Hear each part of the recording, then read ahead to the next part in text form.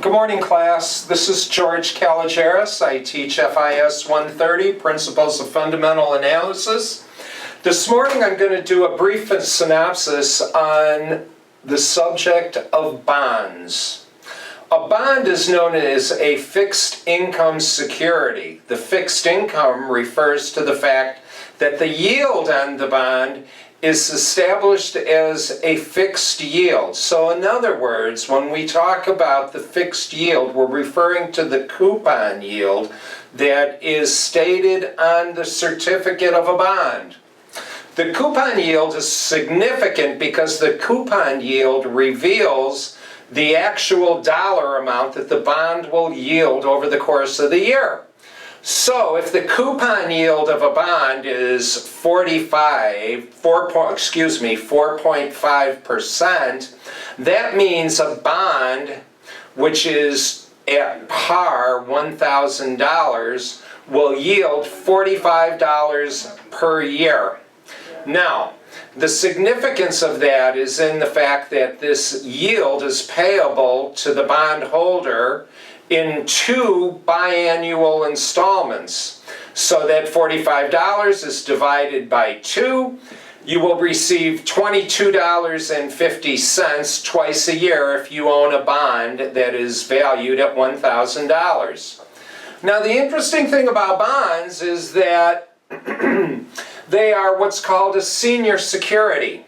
Senior means that in order of priority, a bond is placed at the high end, which means that in the event of a bankruptcy, a bondholder would be in a more secure position than perhaps a stockholder. So, considering the fact that stocks and bonds are both securities, a bond actually is a senior security to a share of common stock. Now, bonds can be divided into 2 types: taxable fixed income and non-taxable fixed income. The reference of taxable and non-taxable is the idea of taxable and non-taxable is a reference to the taxation on the yield of the bond. So let's take our 4.5% coupon yield on a bond. The issue is, how is that $45 going to be taxed? So there are 2 types of fixed income: taxable fixed income and non-taxable fixed income. Taxable fixed income is divided into 2 groups: United States Treasuries and corporate bonds. Now, let's talk about United States Treasuries briefly. A United States Treasury security is what is referred to as issued with full faith and credit.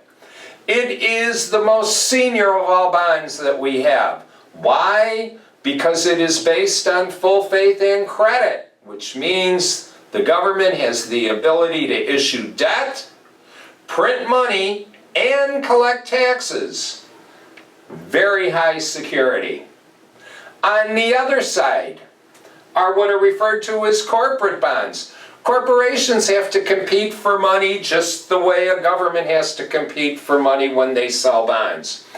Corporations are taxable fixed income the same way United States Treasuries are taxable fixed income.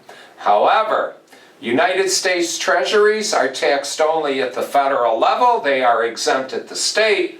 Whereas a corporate bond is taxed on the income at both the federal and the state.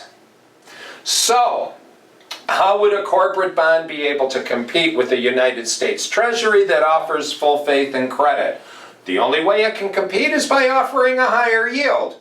So that 4.50 yield on a United States Treasury that may be going out to 2032 with a maturity may carry a 6% yield on a corporate bond going out to 2032, so they can compete with that full faith and credit of the United States Treasury. Now, on the other side are what are referred to as non-taxable fixed income. Non-taxable fixed income are municipal bonds.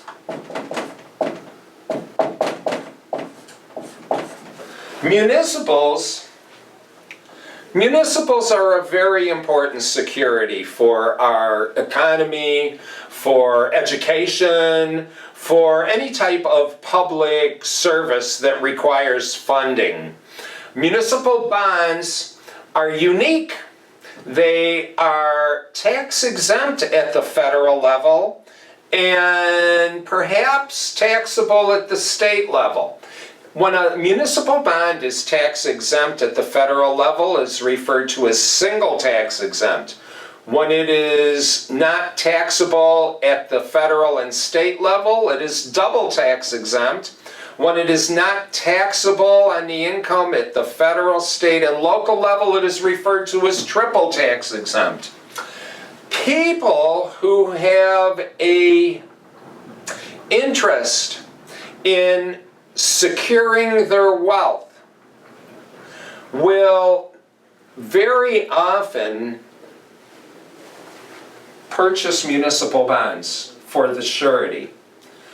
The muni is a tool whereby you can avoid taxation on income, whereas a corporate bond is fully taxable.